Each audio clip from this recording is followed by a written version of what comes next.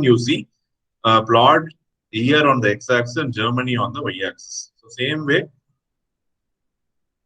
same command we will be using plot year, comma, Germany.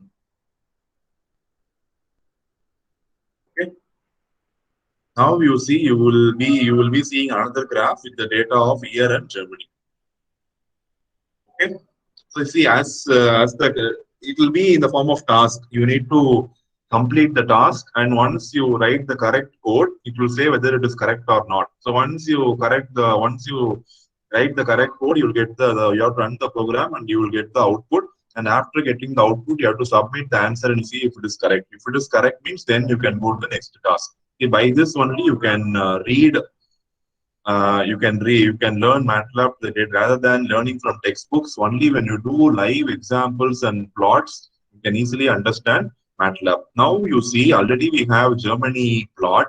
Now what they are saying, you have to add the Mexico plot in the same graph. Yesterday we were discussing about hold and hold on, hold on and hold off, right? So whenever you are going to draw multiple graphs on a single plot, after plotting the first command, you have to start hold on.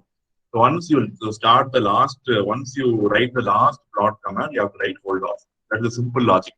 So here you see they are asking us to add Mexico to the Germany plot. So I'm going to copy this Germany plot and write it as it is. And I'm going to give a hold on.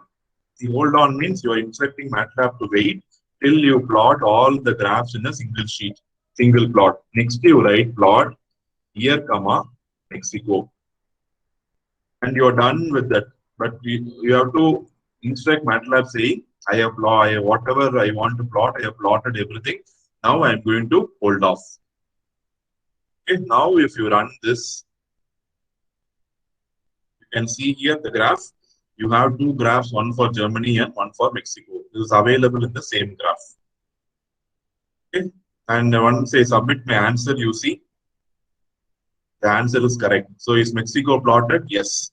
Is Mexico plotted against year? Yes. Is Germany plotted? Yes. Has hold on been issued? Yes. So these are the results we have been checked by MATLAB, and MATLAB will check for all these things and say, yes, you have done everything. Your answer is correct. So this is how the MATLAB course has to be learned. So that is what